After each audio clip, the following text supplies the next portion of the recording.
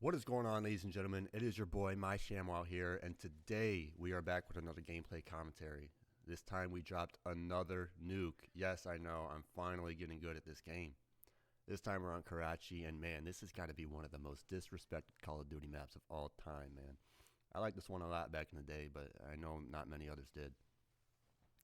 Something about these old CODs, I can't stand whatever woke, pay-to-win bullshit they're shipping out these days.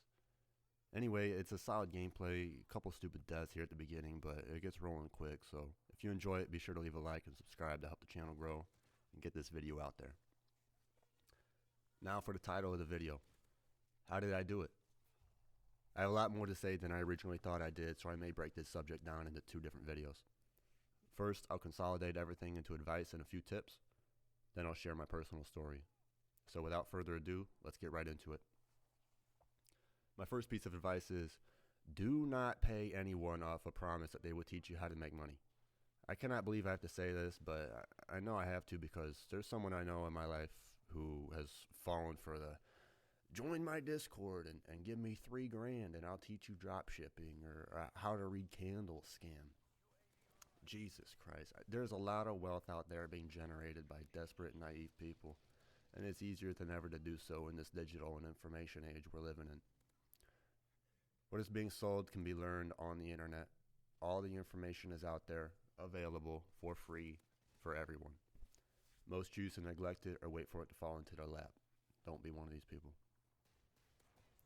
I want to put this out there so my viewers stay educated and don't fall victim. As time goes on and we get older, you learn how to sift through information and identify a lot of the FOMO, FUD, and bullshit. Again, take it all in, but come to your own conclusions. This leads me to my next point. If you want to have success in the market, and especially if you want to get in early on something, you have to stay informed. Some people get their news from TV, some from Facebook or TikTok. You need to take in as much as you can so that you can make a decision for yourself, but be wary of these platforms and the agendas being pushed on them.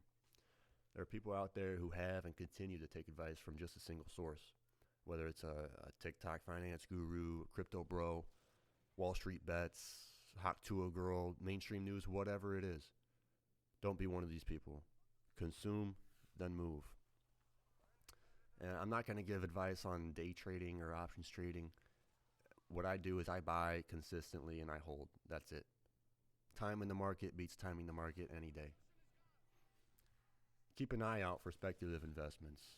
Identify and listen to the deep fucking values, the Elon Musk and the Andreas Antonopoulos of tomorrow. These guys aren't saints, but they're a lot different than the Logan Pauls and Mr. Beasts, Andrew Tates, My final piece of advice is that as we head into 2025, we are living in a time where there's a lot of change coming, for better or worse. Everybody can make that decision for themselves, but only a few people will position themselves to take advantage of this change. Now, before we get into the details of my story, I want to preface this by saying we are all dealt different hands in this game of life. Some are dealt a blackjack, and some are dealt a 14, and that's just what it is. With that being said, no matter what you are dealt, you have to make the most of it. My hand was a lot better than some and a lot worse than others, same as, the average viewer. But if I had done nothing with my cards or folded, then I certainly wouldn't have been able to capitalize the way that I did. You see what I'm trying to illustrate with this analogy? Regardless of where you are, you need to take action because action will not take itself. Now for my story. My family is not rich and never was. My brother and I grew up in a single income household in a small rural town. Growing up, I'd get a 20 here, there for chores. My generous grandparents would slip bills in my birthday cards, that sort of thing. I was busy in high school with sports, so the only time I had to work was during the summers, and that money wasn't even enough to get me through the school year. I got in early, relatively, on Bitcoin. My best friend showed me a clicker phone game in 2014 called Bitcoin Billionaire. I thought it was just a video game, and I didn't know it was a real thing until sometime later. I tried my hand at mining and didn't buy in until I quote-unquote missed the boat. I punched myself in the leg all the time over it, not having the intuition that I do now to do my due diligence on the asset. But hey, everything's black and white in hindsight, right? Some people would think they still missed the boat. Educate yourself on the tech behind this asset because that's where society is going. Fast forward, and it wasn't until I graduated high school and started working towards my goals when I started coming into a little bit of money. I didn't know what I wanted to do with my life, and I mean, really, I still don't, but I knew I needed to get started somehow, some way. I had some family in my local labor union, which pays well, but I didn't want to make a career out of it, spending 30 years breaking down my body for a check. But I bit the bullet and dove in head first. The money I made during the summers would get put towards tuition at a small commuter school in my area where I studied IT and data science. For half a decade, I had class 4 days a week, and I would work Fridays and weekends when there was work available because I just had to keep the money coming in. I wanted more than just get by any means necessary, even if it meant running a 45-pound air hammer for 8, 12, 16 hours inside a blast furnace. It didn't matter. There was a period in the beginning where I would go to class during the day, take a nap when I got home, work a 12-hour night shift, and then go to class immediately after and pretend everything was fine. Living at home with my parents during this time was critical to my success and allowed me to stack cash like none other.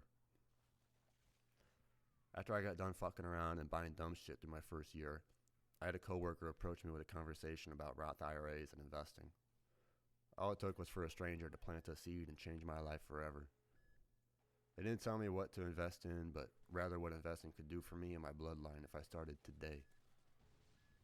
I started doing my research that night. I looked at all different kinds of investment vehicles, funds, watching videos, listening to other people on radio shows and podcasts to hear their stories. After all my expenses were paid, every extra cent was put into investments. Every dollar had a purpose. While I was studying IT, I didn't like any of my professors, and quite honestly, I don't believe some of them were qualified. Some of them didn't care about doing their job. Some would just pass everybody, even if you never showed up or did the work. But there was one in particular, my machine learning professor, who I connected with right off the bat. Long story short, he said to three of us, out of the blue after class, he said, "If you want to get rich, I would invest in NVIDIA." That's all he said. And I was the only one who took action. His investment advice is a bit different because it's not like we were strangers to the idea. For one, we were all gamers, and two, we were studying deep learning for God's sake. This was just another example for me where I realized that sometimes life-changing advice can come from complete strangers. Fast forward to today, and there is not a single person in my life who I can chat about these things with or bounce ideas off of. Almost everybody I'm surrounded by is more concerned about what's for dinner and what they're going to watch on Netflix that night. And really, I think it's kind of sad. I have my fun, man, but that's not the only thing it's about. I keep my head down and I stick to my plan because that's what adults do. So, some grow up and some don't. Learn from other people's mistakes and their successes. Don't just mindlessly wander through these early years. When I was younger, I remember seeing a quote online, something about grind and sacrifice your 20s, coast in your 30s, and retire in your 40s. And honestly, I think there's a lot of truth to that. People want to talk about luck and being lucky, and I'll be the first one to admit I'm extremely lucky in a lot of ways, starting with being born into the free world. But have you ever tried to define luck? Have you ever stopped and thought about it? One of my favorite definitions is, luck is where preparation meets opportunity.